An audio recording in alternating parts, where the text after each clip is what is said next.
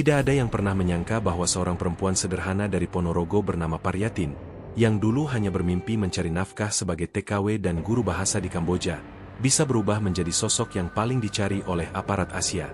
Hidupnya dimulai dari tekanan ekonomi, janji pekerjaan yang penuh harapan, hingga akhirnya menyeretnya ke dunia kelam yang tak pernah ia bayangkan. Di siang hari, ia adalah guru bahasa Inggris dan Mandarin yang ramah di sebuah sekolah kecil Phnom Penh.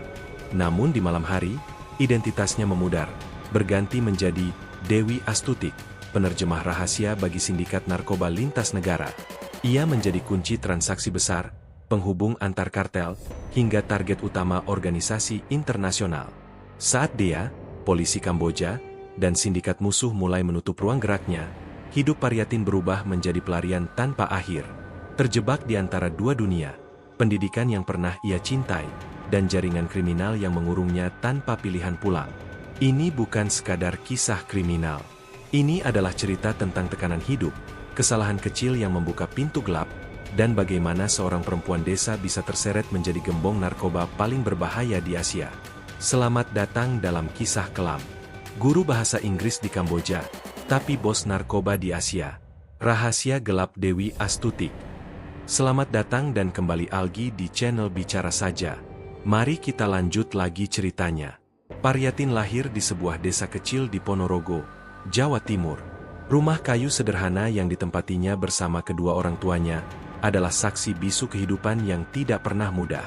Ayahnya seorang buruh tani, sementara ibunya membuka warung kecil di depan rumah untuk memenuhi kebutuhan sehari-hari. Sejak kecil, Paryatin sudah mengenal makna bekerja keras. Ia tidak pernah merasa miskin, tetapi juga tak pernah merasakan kenyamanan hidup. Ketika lulus SMA, ia menolak untuk sekadar menjadi buruh pabrik di Madiun seperti banyak teman-temannya. Ia ingin lebih, bukan untuk gaya-gayaan, tapi untuk membuat rumahnya tidak lagi bocor setiap musim hujan, dan agar orang tuanya tak perlu lagi berhutang pada tetangga. Maka, dengan berat hati, ia mendaftar menjadi TKW. Negara pertama yang ia tuju adalah Malaysia. Di sana ia bekerja sebagai pembantu rumah tangga. Meski kerja keras, bayarannya kecil. Setelah kontraknya habis, ia mencoba ke Hong Kong. Kehidupannya sedikit membaik, tapi tetap tidak cukup untuk mencapai mimpinya. Selama bertahun-tahun menjadi TKW, ia belajar dua hal penting. Pertama, dunia luar luas dan kejam tapi memberi banyak peluang. Kedua, kemampuan bahasa Inggris dan sedikit Mandarin, bisa menyelamatkan hidup. Dari dua pelajaran itu, jalan hidupnya perlahan berubah. Tahun 2013 menjadi titik balik Paryatin. Karena beban utang keluarga dan kebutuhan pengobatan ayahnya yang tak murah, ia mencari pekerjaan baru. Di sebuah grup Facebook pekerja migran, ia membaca lowongan mengajar bahasa Inggris di Phnom Penh, Kamboja. Persyaratannya sederhana, bisa berkomunikasi, tidak perlu ijazah sarjana, dan bersedia tinggal di luar negeri selama minimal 2 tahun. Paryatin awalnya ragu. Ia tidak pernah membayangkan tinggal di Kamboja, negara yang baginya terdengar asing. Tapi gaji yang dijanjikan, jika dirupiahkan hampir 3 kali lipat dari gaji TKW, membuatnya mantap mengambil risiko. Dengan sisa tabungan yang ia miliki, ia memberanikan diri mengurus paspor dan tiket pesawat. Saat ia mendarat di Bandara Phnom Penh, hal pertama yang ia rasakan adalah hawa panas yang lebih menyengat dibanding Indonesia. Kota itu ramai, bising oleh suara sepeda motor dan tuk-tuk, namun ada semacam denyut hidup yang membuatnya merasa optimistis. Ini dunia baru. Ini kesempatan baru. Ia dijemput oleh seorang staf sekolah bahasa kecil yang terletak di distrik Cham Karmon. Tempat itu tidak mewah, tapi cukup layak. Ia mengajar anak-anak dan beberapa orang dewasa yang ingin meningkatkan kemampuan bahasa Inggris untuk pekerjaan hotel. Kemampuannya yang pernah ia gunakan di Malaysia dan Hong Kong kini menjadi emas.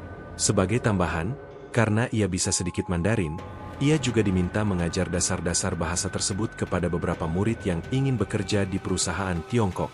Hari-hari awalnya berjalan sangat baik. Para murid menyukainya, dan rekan kerja menganggapnya pekerja keras.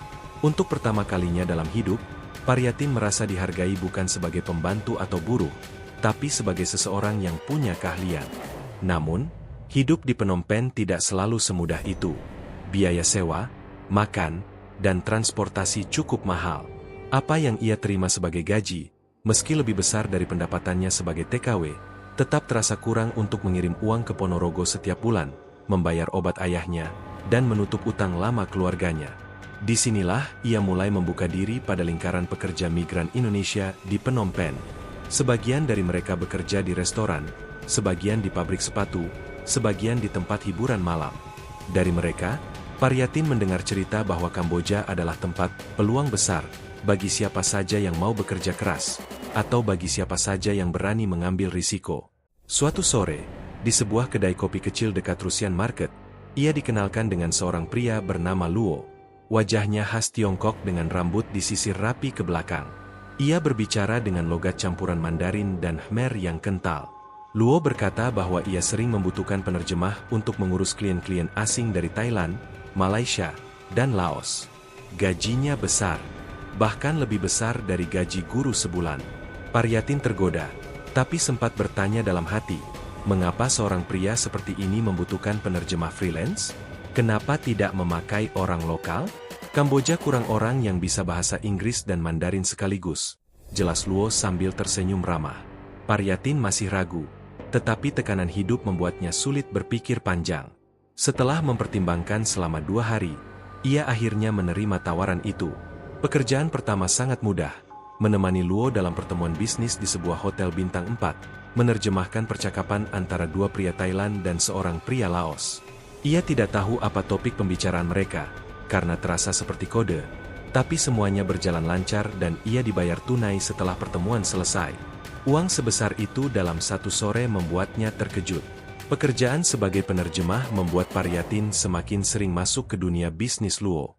Pertemuan mereka selalu di hotel, restoran mahal, atau apartemen pribadi. Ia mulai menyadari sesuatu. Koper-koper selalu berpindah tangan, dan para tamu Luo sering terlihat gelisah. Suatu malam, ketika salah satu klien mabuk berat, Paryatin mendengar percakapan samar-samar yang membuat jantungnya berdegup kencang. Mereka sedang mengatur jadwal pengiriman metamfetamin dari Golden Triangle. Paryatin terpaku. Ia sadar bahwa ia telah masuk ke lingkaran orang-orang berbahaya. Ia pulang dengan perasaan tidak tenang. Di kamar kos kecilnya, ia duduk sambil menatap kipas angin tua yang berdecit. Ia merasa bodoh. Tapi ia juga tahu, kalau mundur sekarang, ia akan kembali ke kesulitan hidup yang sama. Hutang menunggu, orang tua butuh biaya, hidup di Phnom Penh mahal. Di saat ia masih bingung, sebuah pesan masuk di teleponnya. Dari Luo. Singkat saja. Besok ada pekerjaan. Bayarannya 2 kali lipat. Minat. Paryatin tidak langsung menjawab. Ia memejamkan mata, mengatur napas, dan mencoba melawan gelombang kecemasan yang menyerangnya. Tapi pada akhirnya, ia mengetik satu kata. Ya. Ia tidak menyadari bahwa keputusan itu adalah pintu masuk menuju dunia gelap. Dunia yang akan mengubahnya dari seorang guru menjadi salah satu nama paling dicari di Asia. Pagi itu Phnom Penh terasa lebih panas dari biasanya. Matahari baru naik tapi udara sudah seperti menempel di kulit. Paryatin duduk di dalam tuk-tuk yang membawanya menuju sebuah hotel di daerah Cham Karmon. Tangannya berkeringat meski AC kecil di tuk-tuk itu berusaha keras mendorong udara dingin. Di ponselnya, pesan dari Luo masih terbuka. Datang jam 9. Pekerjaan mudah. Kata, mudah, membuatnya merasa tidak nyaman. Ia sudah sedikit memahami dunia Luo. Tidak ada yang benar-benar mudah. Tidak ada yang benar-benar aman. Namun, ketika ia mengingat hutang orang tuanya yang masih menggantung, obat ayahnya yang harus dibeli tiap minggu, dan tagihan kos yang semakin mahal, ia tahu dirinya tidak punya banyak pilihan. Gajinya sebagai guru cukup untuk bertahan, tapi tidak cukup untuk menolong keluarganya di Ponorogo. Tekanan itu seperti tangan besar yang menekan bahunya, memaksanya mengambil jalan yang tidak ingin ia tempuh. Ketika ia tiba di hotel, Luo sudah duduk menunggunya di lobi. Ia memakai kemeja putih dan celana hitam seperti biasa, terlihat resmi namun tidak terlalu menonjol. Luo selalu menjaga penampilannya sedemikian rupa agar terlihat seperti pebisnis wajar, padahal yang ia lakukan jauh dari kata wajar. Hari ini mudah sekali, kata Luo sambil tersenyum. Senyum yang sering sulit dibaca maksudnya. Kamu hanya perlu antar koper ke bandara. Tidak perlu buka. Tidak perlu tanya apa isinya. Itu kalimat yang membuat jantung Paryatin terhenti sejenak. Ia sudah melihat koper-koper itu berpindah tangan di berbagai pertemuan. Ia tahu pasti isinya bukan pakaian atau barang biasa. Tapi ia juga tahu satu hal. Menolak sekarang berarti kehilangan kesempatan mendapatkan uang yang sangat dibutuhkannya. Berapa bayarannya? Tanya Paryatin akhirnya. $800. Dibayar tunai setelah selesai. Jumlah itu seperti palu godam yang menghantam pikirannya. Hampir setara 3 bulan gajinya sebagai guru. Uang sebanyak itu dapat membayar obat ayahnya untuk berbulan-bulan. Ia menelan ludah, lalu mengangguk. Keputusan itu lebih berat daripada yang ia sadari. Prosesnya sangat sederhana. Terlalu sederhana hingga justru terasa berbahaya. Paryatin diberi koper hitam berukuran sedang. Luo menyuruhnya pergi ke Bandara Phnom Penh, masuk ke area drop-off internasional, dan memberikan koper itu kepada seseorang bernama Visai, seorang pria Thailand yang akan mengenakan topi merah. Kamu tidak perlu bicara apapun, tegas Luo. Cukup serahkan. Dia akan pergi. Kamu kembali ke hotel untuk ambil bayaran. Sepanjang perjalanan menuju bandara, Paryatin tidak mampu berhenti memikirkan kemungkinan terburuk. Apa yang akan terjadi jika ia dihentikan oleh polisi bandara? Apa yang harus ia katakan? Apa ia akan dipenjara di negara orang? Ia tidak punya jawaban. Ketika tuk-tuk berhenti di depan terminal, ia memeluk koper itu erat-erat seolah membawa barang pribadi. Ia melangkah masuk dengan jantung berdetak seperti drum perang. Setiap petugas bandara yang ia lewati terasa seperti ancaman. Setiap suara walkie-talkie terdengar seperti tanda bahaya. Namun semuanya berjalan sangat mulus. Terlalu mulus. Di dekat pintu keberangkatan, ia melihat pria bertopi merah berdiri sambil melihat ponsel. Tanpa saling menyapa, tanpa saling menatap terlalu lama, mereka bertukar koper dengan gerakan yang tampak sangat biasa. Pria itu pergi seolah hanya bertukar barang dengan temannya. Dan Paryatin keluar dari bandara dengan lutut yang masih gemetar. Ketika kembali ke hotel, Luo sudah menunggunya di kamar 506. Uang tunai dalam amplop tebal langsung diberikan kepadanya. Tanpa banyak bicara, Paryatin mengambil uang itu dan pergi dengan perasaan campur aduk, antara lega, takut, dan bersalah. Pekerjaan pertama itu menjadi titik awal kejatuhannya. 2 minggu kemudian, Luo menawarkan pekerjaan serupa. Kali ini bayaran lebih besar. Paryatin mencoba menolak, tapi Luo mengingatkannya bahwa ia sudah pernah terlibat dan orang-orang di jaringan sudah tahu wajahnya. Menolak terlalu keras bisa membuatnya dalam bahaya. Alasan itu membuat Paryatin terjebak. Ia tidak menyadari bahwa ia sudah masuk lebih dalam dari yang ia rencanakan. Lama-kelamaan, rasa takut yang dulu selalu menghantuinya perlahan memudar. Paryatin mulai terbiasa. Setelah beberapa kali pekerjaan berjalan lancar, ia merasa berada dalam zona aman. Padahal kenyataannya ia sedang berjalan di atas tali tipis tanpa jaring pengaman. Dengan uang yang semakin banyak, hidupnya mulai berubah. Ia pindah ke kos yang lebih layak, bisa mengirim uang ke Ponorogo dalam jumlah lebih besar, dan mulai menikmati kenyamanan yang dulu tidak pernah ia bayangkan. Namun justru di titik inilah ia mulai kehilangan prinsip. Ia membiarkan dirinya percaya bahwa apa yang ia lakukan hanyalah antar barang, bukan kejahatan besar. Ia menutup mata terhadap kenyataan bahwa koper-koper itu adalah bagian dari jaringan narkoba internasional. Setelah beberapa bulan, Luo mulai memberikan tugas lebih besar. Ia tidak hanya diminta mengantar koper, tetapi juga mengatur jadwal kurir lain, memeriksa kedatangan paket dari Thailand, dan menghubungkan para klien melalui telepon. Kemampuan bahasanya sangat membantu. Ia mampu berkomunikasi lancar dengan orang Thailand, Malaysia, dan Laos yang sering menjadi bagian dari transaksi. Paryatin mulai dikenal dalam lingkaran kecil itu. Namanya tidak lagi sekadar Paryatin, tetapi ia mulai menggunakan nama baru yang diberikan Luo, Dewi Astuti. Lebih aman, tidak mudah dilacak, kata Luo sambil menepuk bahunya.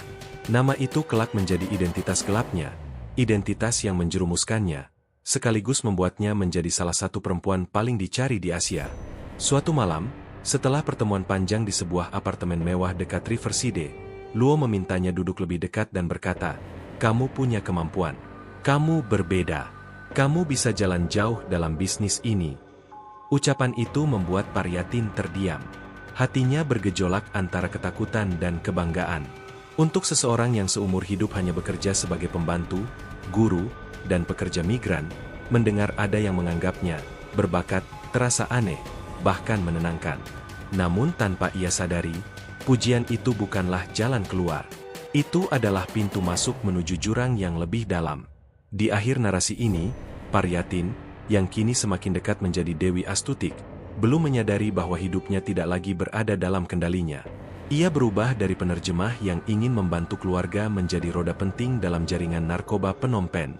Dan ia belum tahu bahwa langkah yang ia ambil ini adalah awal dari perjalanan panjang yang akan membawanya menjadi buronan Asia. Perubahan terbesar dalam hidup Paryatin terjadi bukan dalam semalam, tapi melalui ratusan keputusan kecil yang perlahan menggerus batas moralnya. Dari antar koper, ia naik menjadi pengatur jadwal kurir. Dari hanya menerima uang, ia mulai melakukan negosiasi. Dari sekadar ikut instruksi, ia mulai memberi instruksi. Dan tanpa ia sadari, roda besar kriminal di Kamboja makin berputar dengan dirinya sebagai salah satu penggeraknya. Kini, jejaring itu mengenal satu nama, Dewi Astutik. Alias baru yang diberikan Luo itu kini menjadi identitas gelapnya. Identitas yang membuatnya dihormati dan ditakuti. Setelah 6 bulan bekerja dengan Luo, Dewi mulai diajak ke pertemuan-pertemuan yang tidak lagi berlangsung di hotel atau restoran, tetapi di tempat-tempat yang jauh lebih tertutup. Salah satunya adalah sebuah gudang tua di pinggiran Sihanoukville, kota pesisir yang dikenal sebagai pusat kasino, investasi asing, dan kegiatan ilegal yang tidak pernah tidur. Perjalanan ke Sihanoukville terjadi pada malam tanpa bulan. Lampu jalan di Kamboja tidak merata, membuat sebagian perjalanan tampak seperti jalan menuju hutan gelap.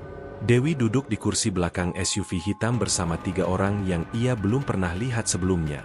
Mereka semua membawa pistol kecil di pinggang. Pemandangan yang dulu membuatnya ketakutan, tapi kini mulai tampak seperti bagian dari pekerjaannya. Di gudang itu, untuk pertama kalinya ia melihat skala bisnis yang sesungguhnya. Puluhan kotak besar disusun rapi, masing-masing diberi tanda kecil berbahasa Mandarin. Beberapa pria lokal dan pekerja asing memindahkan barang-barang itu ke truk kecil. Dewi melihat semuanya dengan jantung berdegup cepat. "Ini semua sabu," bisiknya pada Luo.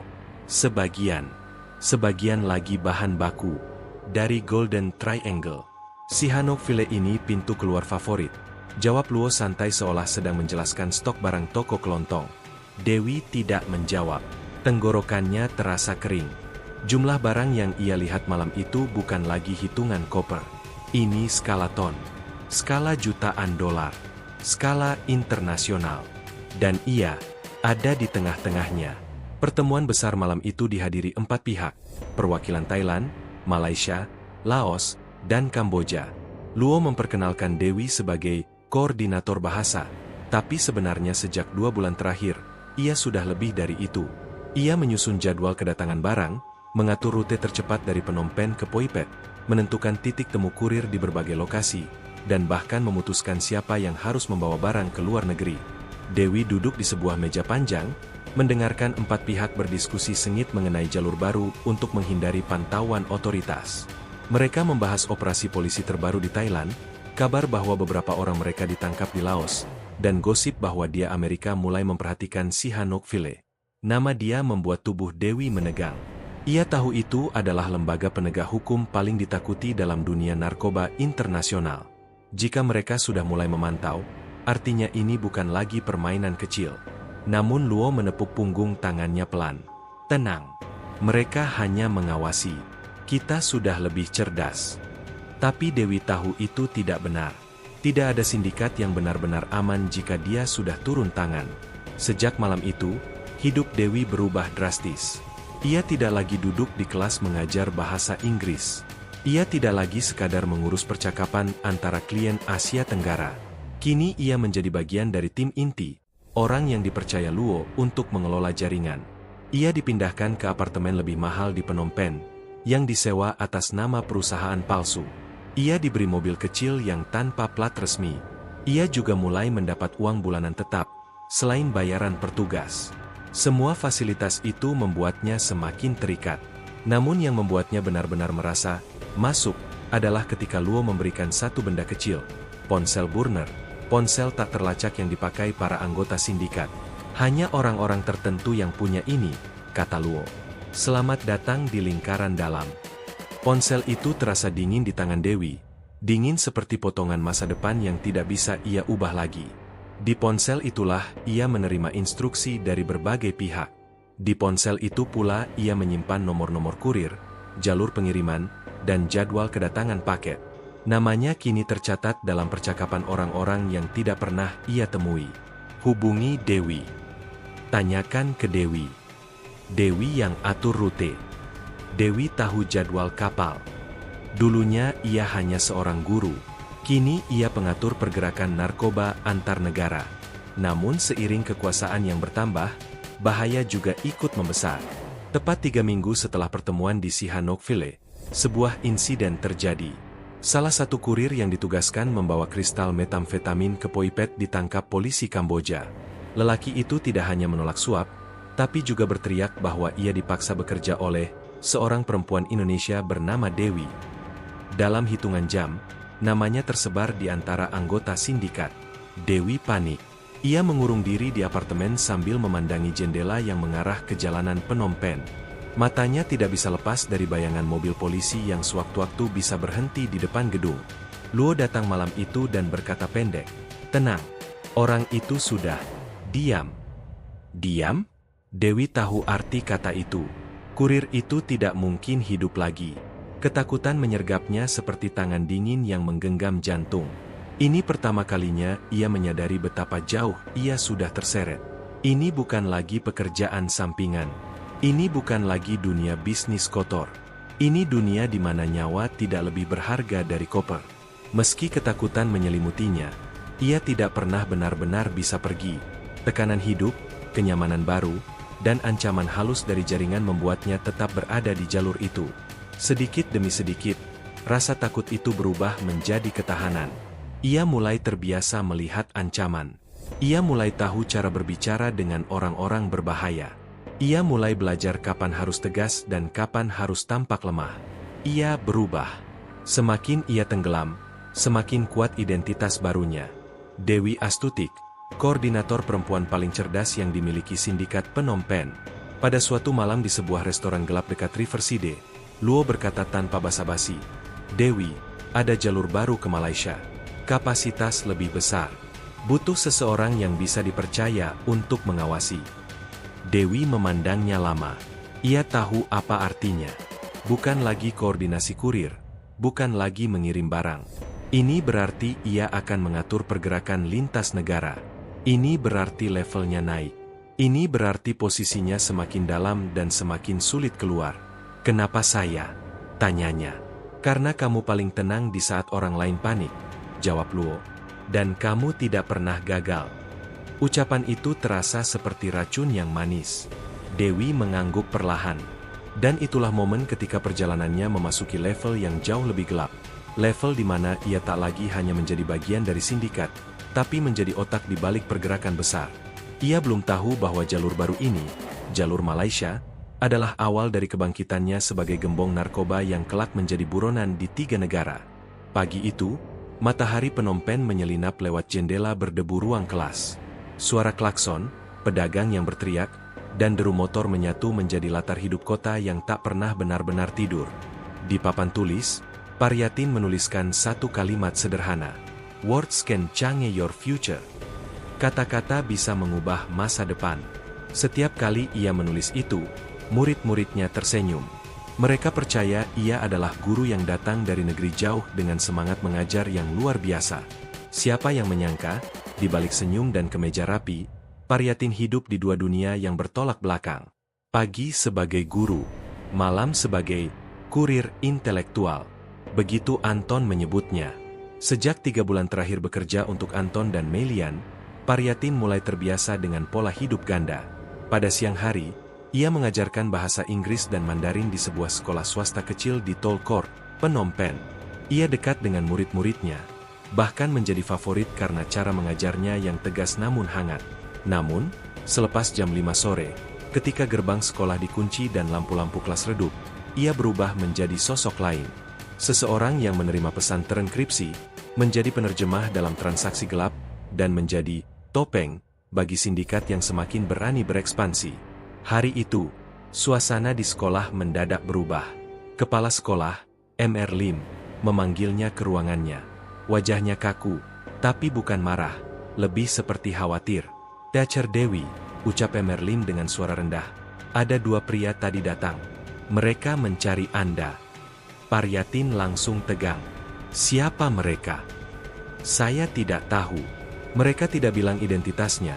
Tapi mereka bertanya apakah Anda sering bepergian ke Sihanoukville dan Poipet." Mr. Lim menatapnya tajam. "Apakah Anda punya masalah?" Pertanyaan itu menghantam jantungnya. Ia tidak boleh panik, tidak boleh menunjukkan ketakutan. "Oh, itu. Saya dulu pernah kerja di sana, Mr. Lim. Masih ada teman lama yang suka mencariku," jawabnya setenang mungkin. Mr. Lim tidak terlihat sepenuhnya percaya. Tapi ia tidak menekan lebih jauh. Ia hanya memberi peringatan agar berhati-hati.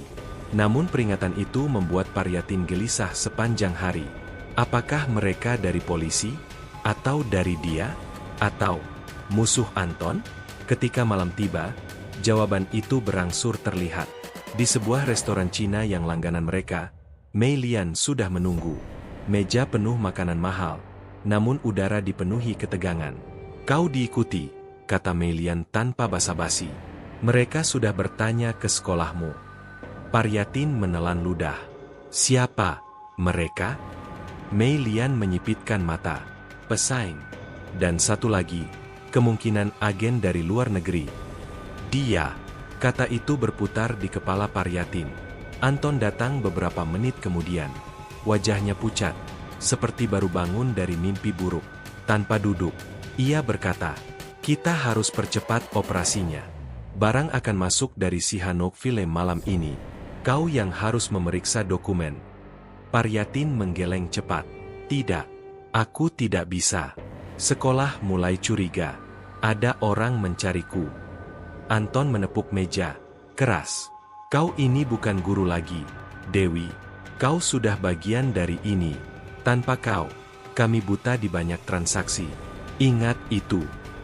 Kalimat itu membuat kepalanya panas. Ia ingin berteriak bahwa ia tidak pernah minta terlibat, bahwa ia hanya ingin keluar dari kemiskinan, bahwa ia ingin hidup normal. Tapi, "Tidak ada tapi," potong Mei Lian. "Sekali kau masuk ke jaringan kami, satu-satunya cara keluar hanya 2, kami buang kau, atau musuh-musuh kami yang melakukannya." Suasana semakin menegang ketika Anton memperlihatkan foto-foto dari kamera pengintai sekolah. 2 pria asing, wajah tertutup masker, terlihat mondar-mandir di depan gerbang. "Ini bukan main-main," kata Anton pelan, namun suaranya bergetar. "Mereka bukan polisi Kamboja. Ini orang luar." Kini Paryatin sadar, ia sudah tidak punya jalan kembali. Malam itu, di pelabuhan Sihanoukville, ombak menghantam beton dermaga. Bau solar dan garam menguasai udara. Lampu-lampu kontainer berkedip, sementara pekerja pelabuhan berteriak dalam berbagai bahasa. Paryatin turun dari mobil bersama Anton. Di kejauhan, sebuah kontainer biru muda sudah diparkir di lokasi yang sengaja dibuat gelap. 2 pria bersenjata berjaga. Salah satu membuka gembok kontainer. Asap dingin dari mesin pendingin langsung menyembur keluar. Paryatin melangkah masuk, meneliti kotak-kotak karton yang tampak seperti produk medis impor. Namun ia tahu apa isinya. Paket-paket narkotika yang telah disamarkan rapi. "Tanda tangani," ucap Anton sambil memberikan tablet berisi dokumen digital. Paryatin memeriksa dokumen itu. Ia menemukan sesuatu yang aneh, kode yang tidak pernah ia lihat sebelumnya. Seperti kode tambahan yang disisipkan. "Ada yang aneh," gumamnya. Anton mendekat. "Apa maksudmu?" "Kode ini bukan jaringan kita. Ada tambahan dari pihak lain." Mata Anton membelalak. "Mereka menyusup ke pengiriman kita." Belum sempat Paryatin menjawab, suara langkah kaki terdengar dari luar kontainer. Bukan hanya 1 atau 2 orang, tapi banyak. Anton mengumpat pelan. "Sial, mereka sudah sampai di sini." Mei Lian berteriak dari luar, "Lari!" Dalam hitungan detik, pelabuhan berubah kacau. Suara tembakan meledak. Lampu kontainer pecah. Para penjaga Anton membalas tembakan dengan tergesa-gesa. Paryatin berlari bersama Anton, Tapi ia bisa melihat siluet hitam berjaket panjang mendekat dengan gerakan terlatih. Bukan preman, bukan gangster, tapi orang-orang profesional. Hanya ada dua kemungkinan. Dia, atau sindikat pesaing dari Golden Triangle. Paryatin menunduk ketika peluru melesat melewati kepalanya.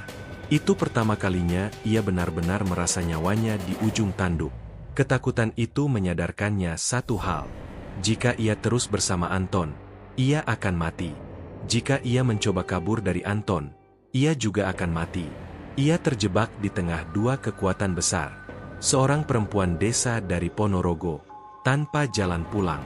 Di dalam mobil yang melaju kencang meninggalkan pelabuhan, Anton berteriak, "Kau lihat kan? Kita sedang diburu." Mei Lian memukul dashboard. Mereka tahu peran Dewi. Mereka ingin dia. Paryatin menutup wajahnya. "Kenapa aku? Kenapa mereka mengejar aku?" Anton menatapnya, tajam dan penuh beban. "Karena kau bukan hanya guru. Kau satu-satunya yang bisa membaca semua dokumen jaringan Asia, Eropa. Kau kunci. Kau pintu. Dan selama kau hidup, semua pihak ingin memilikimu." Untuk pertama kalinya, Paryatin menangis dalam diam. Ia sadar, dirinya bukan lagi perempuan sederhana dari Ponorogo. Bukan lagi guru bahasa. Ia kini sesuatu yang jauh lebih gelap. Aset bernilai tinggi dalam perang antar sindikat internasional. Dan titik balik itu baru saja dimulai.